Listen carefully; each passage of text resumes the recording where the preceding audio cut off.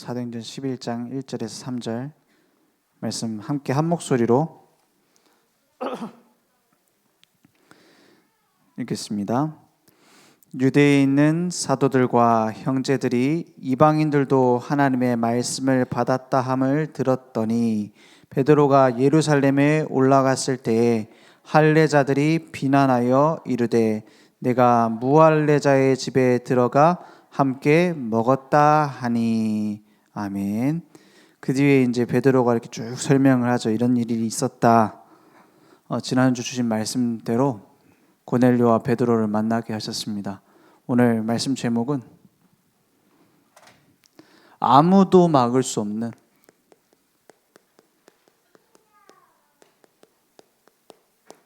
성령의 역사입니다.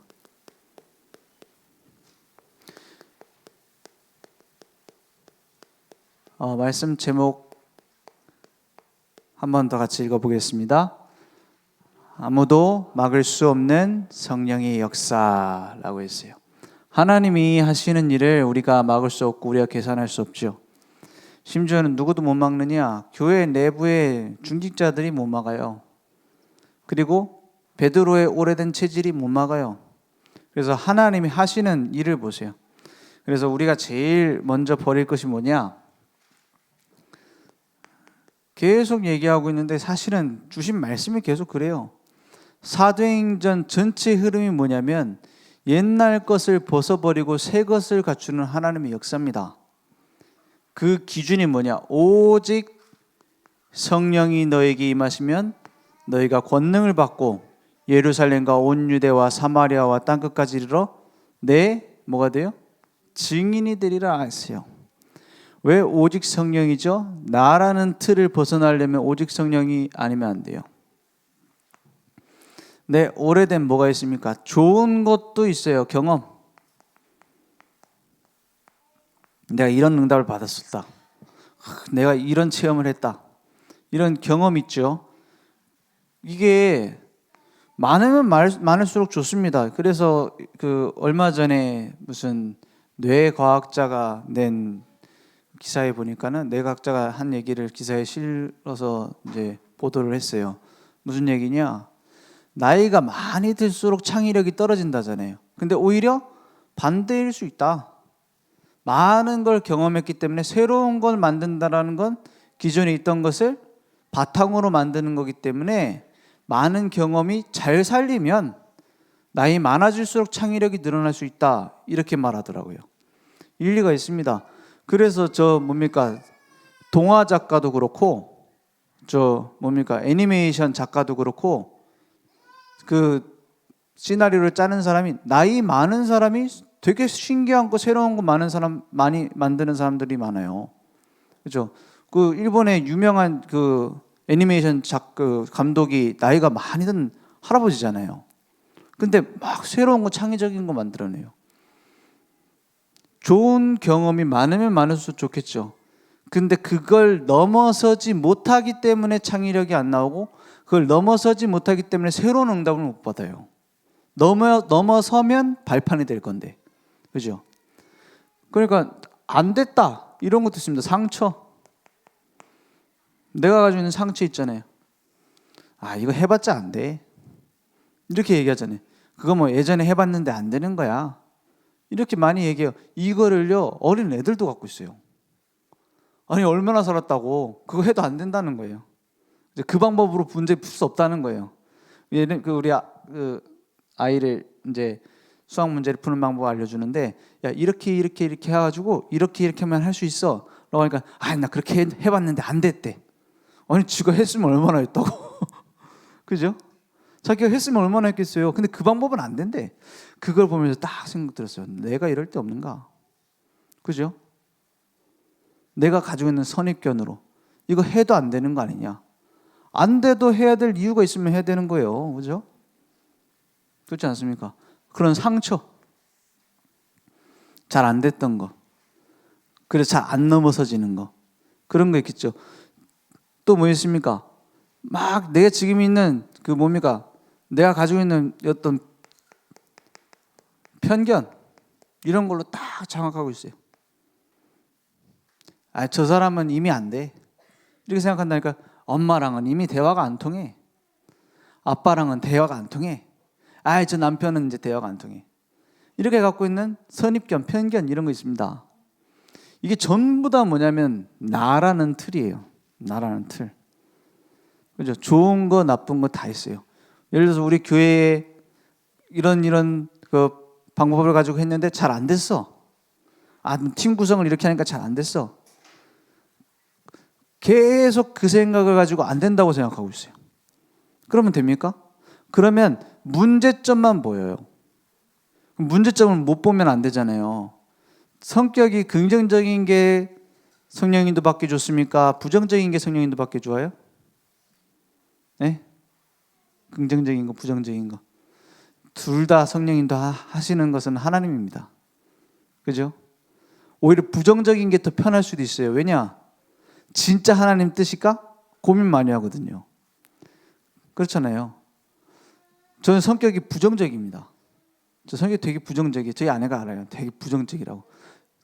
저 말해가지고 막 뭐 좋은 거 준다고 얘기하잖아요. 저거 사기꾼일 것 같다. 저는 꼭 그래요. 저 사람 저렇게 좋은 걸 주다니 사기꾼인 것 같다. 그런다니까 저는. 그죠? 근데 그게요. 성령님도 밖에 좋을 때 많아요. 그죠? 하나님이 진짜 원하시는 게 저걸까? 생각하는 거예요. 그죠? 그래서 제 성격이 되게 안 좋아요. 뭐가 안 좋냐? 함부로 내가 뭘 얘기를 못 해줘. 얘기를 해야 되는데 싫은 소리 하는 건 못 하고요. 그래 막 참아요 또. 참다가 이제 터지면 이제 심하게 터지는 거지. 근데 이게 오랫동안에 보니까 또 이게 복음적인 것 같아요. 저기 자랑도 아니고 뭣도 아니고. 왜냐? 우리가 응답을 받으면 얼마나 받습니까? 그죠? 우리가 이루면 뭘 그렇게 이뤄요? 복음이면 끝이지. 그렇지 않습니까? 그리스도가 중요하지 그 외의 것은 다 뭡니까? 부수적인 거예요. 그리고 또 제가 뭐 제대로 하는 게 없습니다. 진짜 그래요. 우리 집에 페인트 칠할 때 제가 못하고 저희 아내가 해요. 뭐 고친다 저희 아내가 다 고치. 그리고 뭐 가구 배치 저희 아내가 다 생각해요. 그래요. 왜냐? 내가 하면 다 망하거든. 그래갖고 어쩔 때는 저한테 그런 얘기를 하더라고요. 네 그렇게 못하는 게 전략 아니냐, 안 하고 싶어가지고. 근데 정말 저는 재능이 아무것도 없습니다. 근데 그게 뭐 하기가 좋냐? 하나님이 쓰시는 사람에 대해서 쫙 보고 배우기가 좋아요. 뭐냐? 내가 다 잘하면 어떻게 해야 되죠? 다 참견해야 돼. 근데 하나님이 불러서 시키시는 일을 하는데 하나님이 하시는 거잖아요. 그럼 전 내버려 두는 게 아니라 몰라서 가만히 있습니다.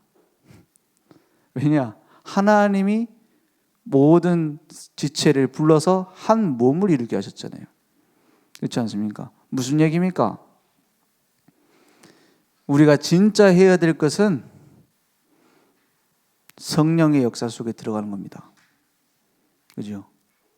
우리가 진짜 해야 되는 게 뭐냐? 성령의 역사 속으로 들어가는 것이지 내가 맞다 네가 맞다 싸우는 게 아니에요. 그래서 한 지체로 불렀어요. 한 교회로. 그래야 원팀 됩니다. 안 그러면요 10,000명이 모이면 10,000가지 이유로 싸웁니다. 100명이 모이면 100가지 이유로 싸워요. 왜냐? 이것 때문에. 나를 넘어설 수 있는 것이 뭡니까? 오직 성령이 이 축복이에요. 오직 성령이 너에게 마시면 권능을 받고 그랬어요. 권능이 나의 상처, 경험, 내가 가지고 있는 체질, 편견 이걸 넘어설 수 있게 만들어요. 그죠? 오직 성령이 너에게 계시면 권능을 주신다 했어요. 증인 될 권능을 주신 겁니다.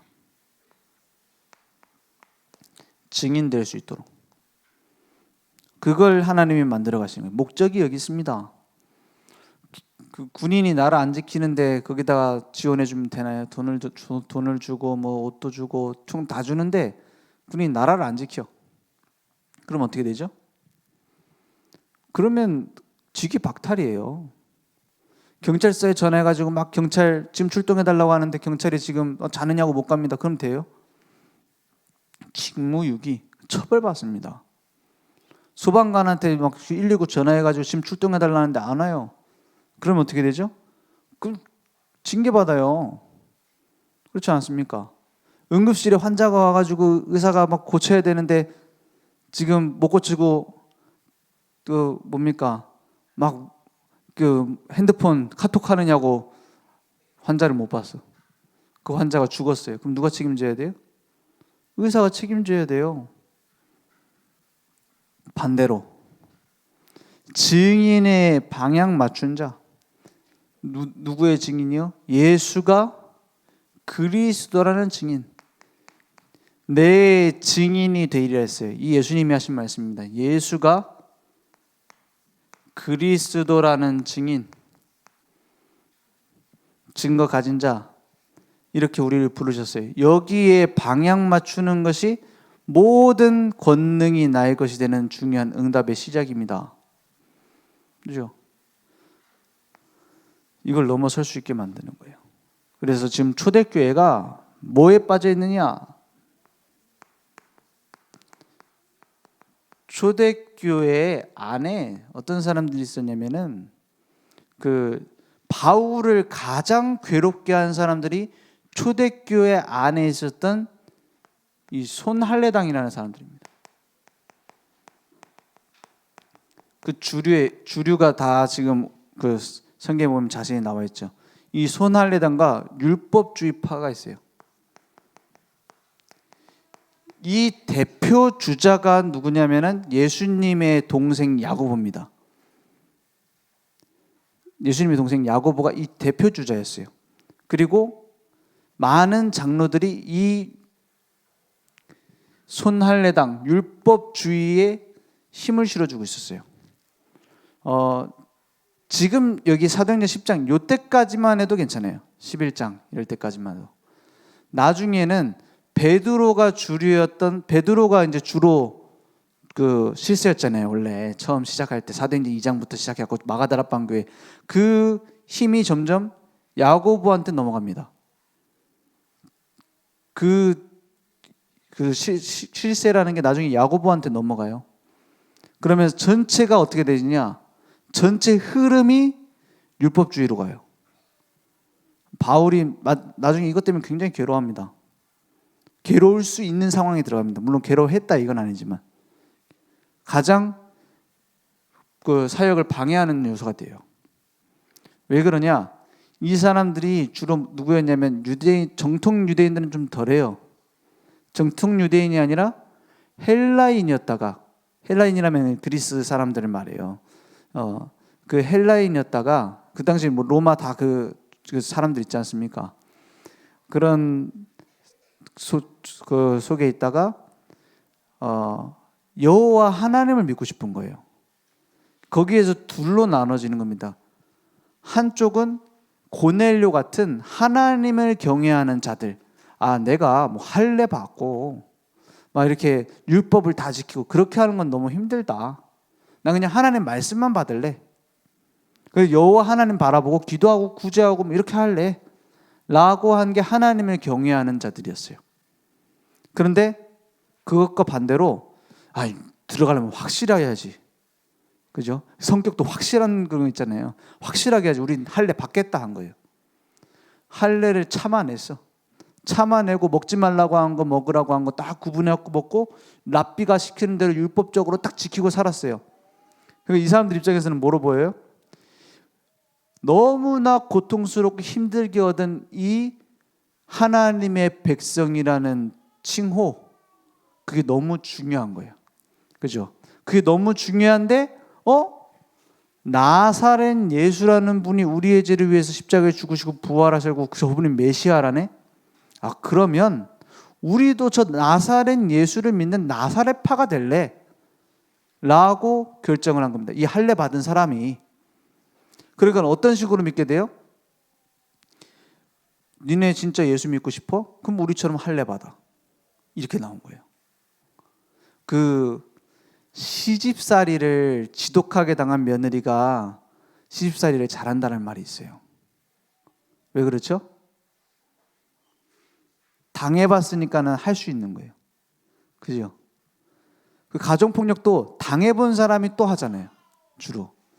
그 예전에 그 미국에 노예 생활하던 사람 많았잖아요. 흑인 노예들. 그런 흑인 노예들이 이제 해방을 했잖아요. 해방을 했는데 이 흑인 노예들이 자기들의 나라를 만들어 달라고 한 거예요. 그래서 세워진 나라가 라이베리아라는 나라입니다. 라이베리아. 자유의 나라예요. 라이베리아, 리버티 여기서 나온 말이죠. 자유의 나라예요. 그런데 신기한 것은 그 사람들, 흑인 노예들이었던 사람들이 가서 그 원주민들을 노예 삼습니다. 그래서 지구상 마지막까지 노예제도가 존속됐던 나라가 라이베리아예요. 희한하죠.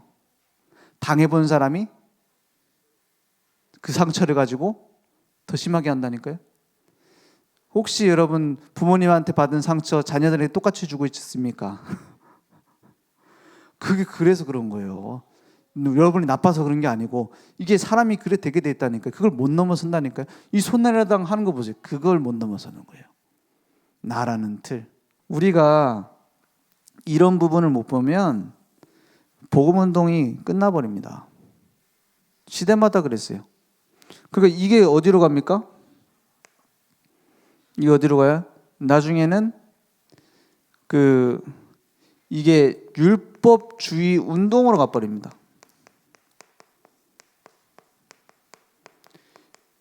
이게 이미 초대교회에 있었던 전도자들이 다 죽고 나서 일어난 일이 아니에요. 베드로, 바울 이런 전도자들이 시퍼렇게 눈 뜨고 있는데 율법주의자들이 어느 정도 얘기를 하느냐? 예수 믿어서 구원받는다. 근데 예수 믿는 것을 확인하려면 행실을 봐야 된다. 이렇게 말해요. 맞아요? 이 말은 맞죠.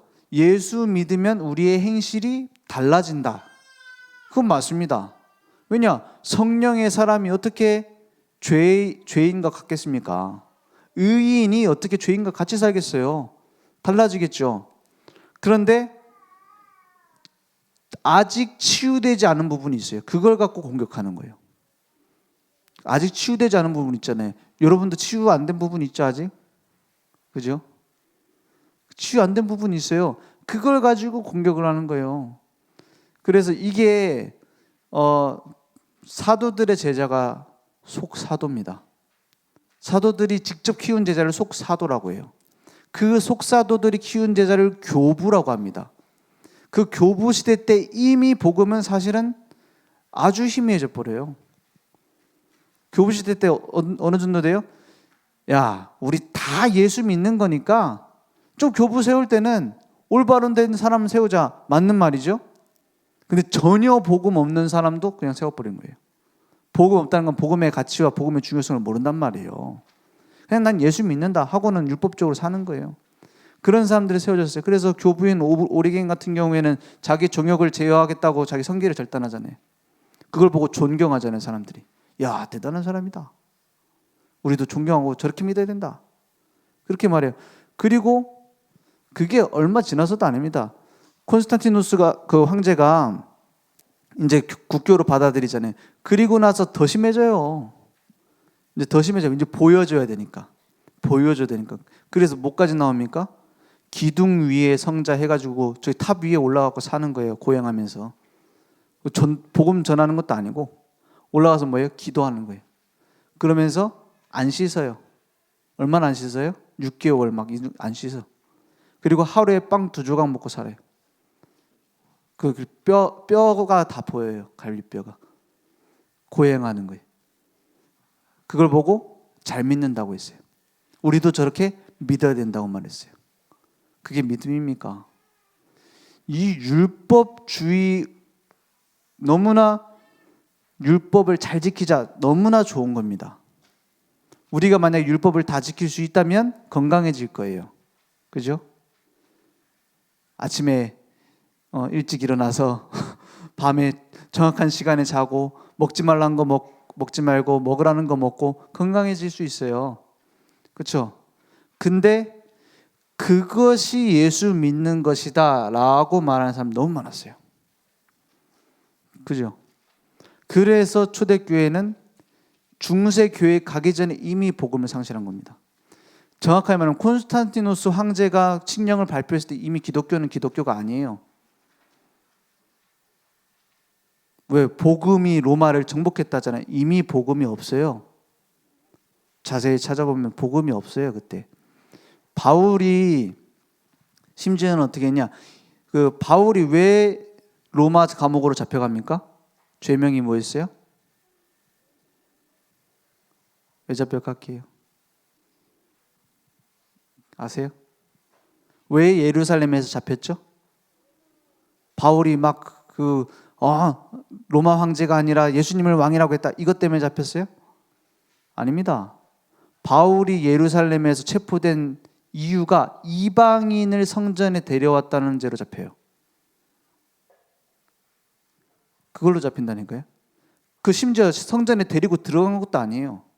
성전 뜰에 이방인 제자들을 두고 성전으로 가서 이제 그거 예식을 한 거예요. 그걸로 잡혀요. 그때 예루살렘 교회 아무 말 못합니다. 아무 말 못해요. 왜냐? 그건 잘못된 거니까.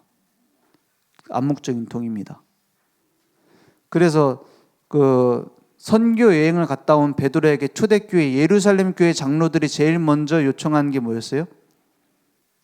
막 2년 3년 이제 에베소 지역에서 복음 전하고 막 이게 제자들을 모아놓고 밀라도에서 나의 달려갈 길과 주 예수께 받은 사명 그걸 마치려 할 때는 내가 목숨도 두렵지 않다 이러면서 막 설교하고, 이제 그리고 나서 예루살렘으로 가면 잡혀갑니다 하면서 빌립의 딸들이 와가지고 막 예언하고, 그래도 난 간다 하고 가서 예루살렘 교회에 와서 그 장로들을 만났을 때 제일 먼저 요청한 게 뭐예요? 선교 보고 좀 해봐라 이거예요? 아니면 설교 한번 해라 이거였어요? 아니었어요. 제일 먼저 요청한 게 네가 그동안 절기 지키지 못했고 안식일 지키러 성전에 오지 못했으니 정결 예식을 행해라 이거였어요. 누가 한 말이에요?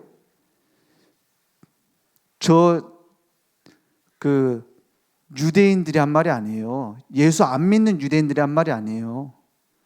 어떤 사람들이 한 말이에요? 예루살렘 교회, 초대교회입니다. 초대교회 장로들이 제일 먼저 요구한 사항이 너가 그동안 안식일 못 지키고 절기 못 지킨 건 더러운 거니까는 정결 예식 행해라 이거예요. 그게 교회의 주류였어요. 초대교회 복음 있었습니까? 아주 복음 사라져 버렸어요. 그죠? 지어낸 얘기 아니에요. 성경에 있는 얘기 읽어보면 알아요. 사도행전 20장부터 그 뒤에는 잘 안 읽어보죠 우리가. 그 뒤에 있는 얘기들입니다. 그러니까 율법주의라는 것이 복음을 가장 막는 게 됐어요. 그래서 초대교회가 복음을 잃어버리고 중세교회가 됩니다. 이미 그건 예견돼 있던 일이었어요. 그리고 나서 심각해져 그 뒤에 무슨 일이 일어나요? 종교개혁을 하죠. 1500년대에. 그때에는 이미 타락한 상태예요. 율법 잘 지켜야 된다 강조하는 사람들이 더 삶이 엉망인 경우가 많습니다. 왜 그래요? 그걸 지키려고 막 몸부림치니까 숨기다 보니까 더 영적 문제가 돼버린 거예요. 그래요. 왜 그 정치인들 중에서도 돈 결백해야 된다 이런 강조하는 사람들 있죠. 그런 사람들 까보면은 돈 문제 더 많이 있습니다. 그래서 얼마 전에 코인 하다가 막 문제 생기고 그랬잖아요. 근데 그 코인 해가지고 문제 생겼던 정치인이 평소에 하던 말이 뭔지 아세요? 평소에 하던 말인데 신발 다 떨어졌다 이런 거. 가방 막 다 떨어진 거. 그리고 자기는 아이스크림도 안 먹는다 막 돈 아껴야 돼가지고 이런 얘기하면서 통장에 수십억 따로 모아놓고 막 그래요. 왜요? 더 강조하고 있는 그거 자기 상처예요. 그죠? 그래서 우리가 바르게 살아야 된다, 열심히 살아야 된다. 그걸 필요 없단 말이 아닙니다. 요즘에 뜨는 그 유튜브에 보면은 목사님들 그런 얘기 많이 하세요. 한국교회 목사님들 너무 타락했다고. 그래서 좀 상식적으로 개혁해야 된다고. 맞는 말입니다. 그런데 한 번도 빠짐없이 그 개혁 운동은 실패했습니다. 그죠? 우리는 복음 다 갖고 있으니까는 목회자 개혁해야 된다. 그 개혁은 한 번도 빠짐없이 실패했습니다. 어떻게 사단의 왕국이 돼버렸어요. 그러면 뭘로만 이길 수 있죠?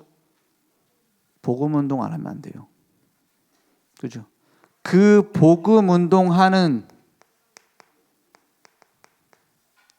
소수가 초대교회를 초대교회 되게 만든 겁니다. 그죠? 복음 운동하는 소수가 지금 하는 렘넌트 운동을 렘넌트 운동 되게 만드는 거예요. 복음 운동하는 소수가 다락방 운동을 다락방 운동 되게 만드는 겁니다. 그게 중요해요. 그 사람이 한 명도 없는 시대를 암흑시대라고 합니다. 그죠? 그래서 지금 우리에게 기억해야 돼요. 점검해야 됩니다. 점검하고 개혁해야 돼요. 저는 이런 말 잘 안 해요. 근데 너무나 중요한 시간표예요. 진짜 점검이에요. 뭐냐? 나에게 가장 중요한 것이 복음인가? 이걸 점검해요.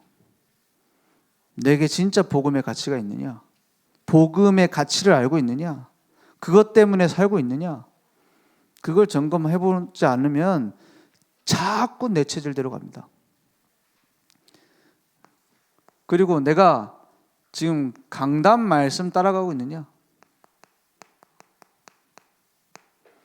전도운동 안 할 사람은 강단 말씀 안 따라가도 돼요. 왜냐? 그 막 성경 읽고 그냥 막 신앙생활하면 되지 않습니까? 그렇게 얘기해요. 에이, 꼭 무슨 목사님만 중요합니까? 뭐 우리가 어디서든지 은혜 받을 수 있지. 그런 말 해요. 우리 교단에서는 그런 말 잘 안 하죠. 근데 이미 다른 데는 그게 다예요. 말씀 예배 드릴 때 안 들어요. 들을 생각도 안 해요. 강단 말씀을 따라가지 않으면 전도운동 못 합니다.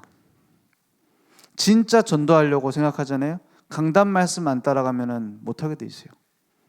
강단 말씀이 내 삶에 뭐가 돼요? 지침이 되고 성취가 되어져요. 지침은 나침반 아시죠? 나침반을 보고 우리는 방향을 합니다. 나침반이 고장나면 어떻게 돼요? 길을 잃어요. 그죠? 길을 잃어요. 강단 말씀이 나의 길을 찾는 지침이 되고 강단 말씀이 나에게 성취되어지지 않으면 전도 운동을 못 합니다. 렘넌트 운동 못 합니다. 후대 운동 못 해요. 아무리 잘나도 못 합니다. 왜냐? 그 자체가 영적 문제이기 때문에. 강단 말씀 못 따라가게 하는 나의 지식 있죠? 그걸 갖고 있는 게 영적 문제입니다. 왜? 강단 말씀 안 따라가고 우리끼리 막 뭐 만들자. 그거 자체가 영적 문제예요. 왜죠? 그게 나 중심 아닙니까? 하나님이 우연히 우리 교회에 보내시고 우연히 나를 인도하세요? 아니잖아요. 교회 중심으로 신앙생활을 못하는 걸 보고 영적 문제라고 말합니다. 치유받아야 되는 것이지 그게 옳다고 자꾸 주장하면 안 돼요. 그렇지 않습니까? 점검하는 겁니다. 그리고 기도 응답이 아닙니다. 내게 올바른 기도 제목이 있느냐 점검해요. 그죠? 기도 응답 중에 응답이 있다면 그것은 기도 제목이 바뀌는 겁니다. 하나님과 맞는 기도 제목으로. 하나님이 우리를 만들어 가시고 응답하시고 인도하세요. 그래서 전도의 방향을 맞추는 거예요. 하나님은 정확하십니다. 누가 복음 운동할 사람인지 전도 운동할 사람인지 알고 계세요. 그래서 우리 전도 캠프 할 때 꼭 만난 사람 누굴 만났더니 어떻게 됐다 그게 중요한 게 아니라 하나님이 여시는 문이 있어요. 전혀 상관없는 데서도 역사하십니다.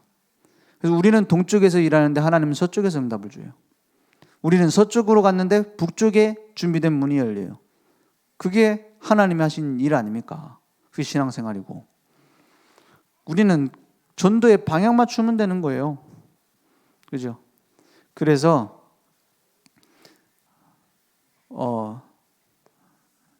이제 한 해 끝나갑니다.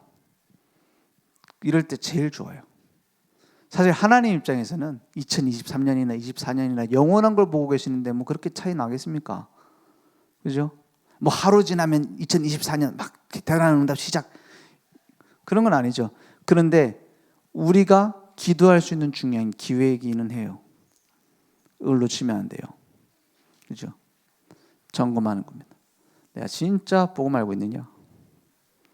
내게 진짜 복음이 있느냐? 그걸 점검하는 겁니다. 내가 복음 위에 살고 있느냐? 그걸 체크하는 겁니다.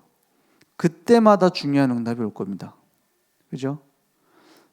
하나님은 다 준비를 해놨어요. 그래서 이제부터 우리에게 올 응답이 그렇습니다. 그래서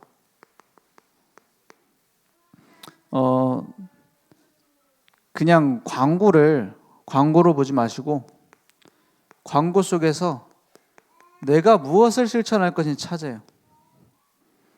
이건 제가 부목사니까 할 수 있는 얘기입니다, 사실. 왜냐, 목사님 광고 보고 기도 실천해라 하면은 뭐 약간 뭐 내라는 식으로 들릴 수 있잖아요. 저는 그런 동기가 없거든요. 근데 신앙생활을 이렇게 안 하면 말만 하게 됩니다. 진짜 그래요. 말만 하는 거랑 말씀 따라가는 거랑은 천지 차이입니다. 그냥 이게 옳다 저게 옳다 그것만 말하지 실제 내게 살아있는 생명 운동이 없어요. 살아있는 말씀이 성취되는 운동이 없어요. 어쩔 때요? 이걸 전혀 나와 상관없는 걸 생각할 때요. 광고 속에서. 작은 거라도 상관없습니다. 그것 속에서 내가 뭘 실천할 건가? 그게 중요한 응답이 시작되는 거예요. 그리고 지금 이제 매일 우리가 복음 전해보자 이런 뭐 미션도 같이 나누고 이렇게 하고 있어요. 근데 중요한 게 뭐냐? 그냥 결단이 아니라 이건 결단해야 됩니다. 말씀 운동에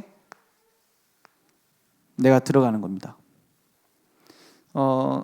지금은 사실 그 시대가 시대니만큼 우리가 우리 현장에 와서 좀 복음의 말씀 전해줬으면 좋겠다 이런 생각이 잘 안 들 수 있어요.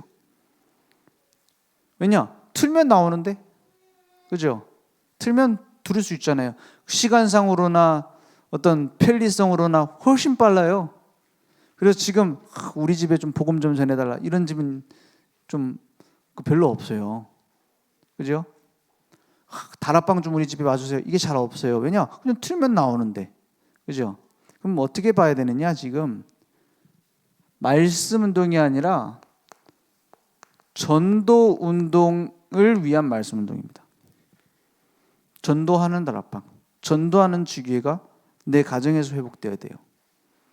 그러니까 말씀은 홍수로 막 흘러가는데 내가 있는 현장에서 말씀이 선포되어질 때 내 현장의 흑암 세력이 무너지고 생명운동이 일어나요. 그죠? 그걸 위한 말씀운동입니다. 지금 그래서 다락방교회 다락방이 없어진 이유가 뭐냐? 메시지가 소통이 잘 되면서 없어졌어요. 왜냐, 그전엔 갈급해갖고 말씀 좀 전해주세요 하고 왔는데 또 그러니까 또 이 말씀 들으니까 좋으니까는 그거 다른 사람들 좀 오세요 해가지고 이렇게 전도가 됐거든. 그죠? 근데 지금은 그냥 뭐 틀면 나오니까. 그러면 어떻게 봐야 되느냐? 전도 운동 속에 있어야 말씀 운동의 의미가 있어요. 그렇죠? 그래서 곳곳에다가 망대를 만들라는 겁니다. 곳곳에다가. 줌으로도 우리는 얼마든지 말씀 소통할 수 있어요. 그런데 그 불신자가 초청되어서 복음 받고 하나님 자녀 돼서 제자로 쓰임 받으려면 곳곳에 말씀 운동의 장이 있어야 돼요. 그곳에 내가 참여하든지 인도하든지, 그죠? 받든지 그 말씀을 우리 가정으로 와서 해주세요. 이렇게 하든지 아니면 찾아가든지 아니면 다른 집에 갈 때 같이 참여하시든지 셋 중 하나는 해야 됩니다. 셋 중 하나 안 하신 분은 지금까지 안 하신 분은 회개하시고, 그죠?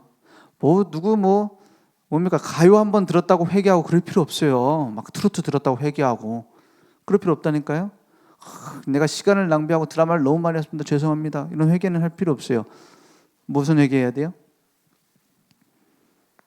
요속이 안 들어간 걸 회개해야 돼요. 요속이 안 들어가면 재앙을 방치한 겁니다. 그죠? 우리 가정의 재앙을 방치한 거예요. 지역의 재앙을 방치한 거예요. 다른 사람이 방치하는 건 상관없어요. 알고 답을 줄 수 있는, 해결할 수 있는 구조대원이 방치하는 것은 직무유기죄입니다. 그게 죄예요. 진짜 큰 죄가 뭡니까? 복음운동 안 한 죄가 가장 큰 죄입니다. 구원받은 하나님 자녀 가장 큰 죄가 뭐예요?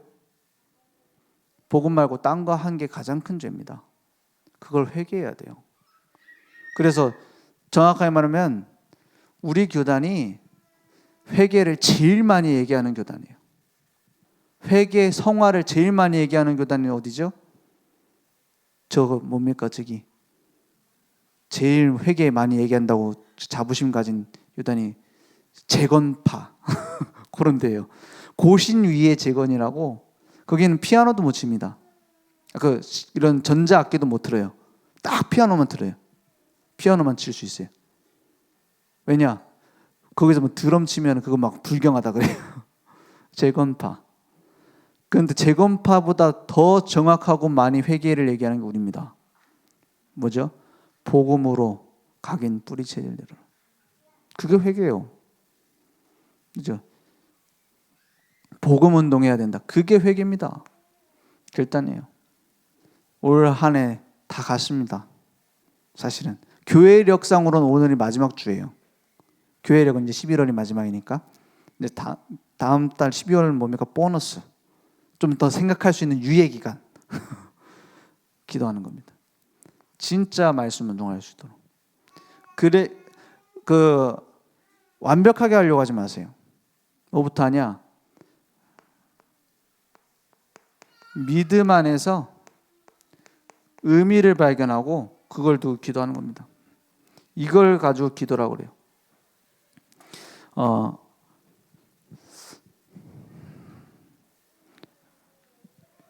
지금 우리 교회는 뭡니까?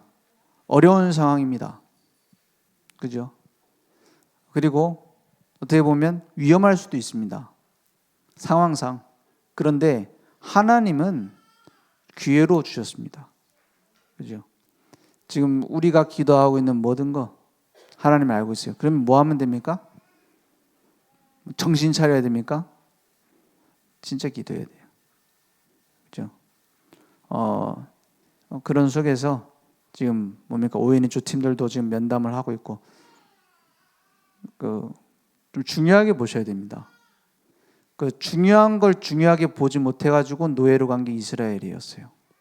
중요한 걸 중요하게 보지 못해서 포로로 갑니다. 다른 건 다 잘했는데 중요한 걸 놓쳐서 속국이 됩니다. 우리는 중요한 것만 잘 붙잡아도 응답받게 돼 있어요. 그 응답이 회복되기 원합니다. 하나님 감사합니다. 오직 복음으로 우리 인생의 올바른 가치를 발견하고 이제 완전히 무너지는 시대에 하나님께서 주신 이 생명의 복음, 완전한 복음을 나의 복음으로 누리며 증거할 수 있도록 역사해 주옵소서. 예수 그리스도 이름으로 기도했습니다. 아멘.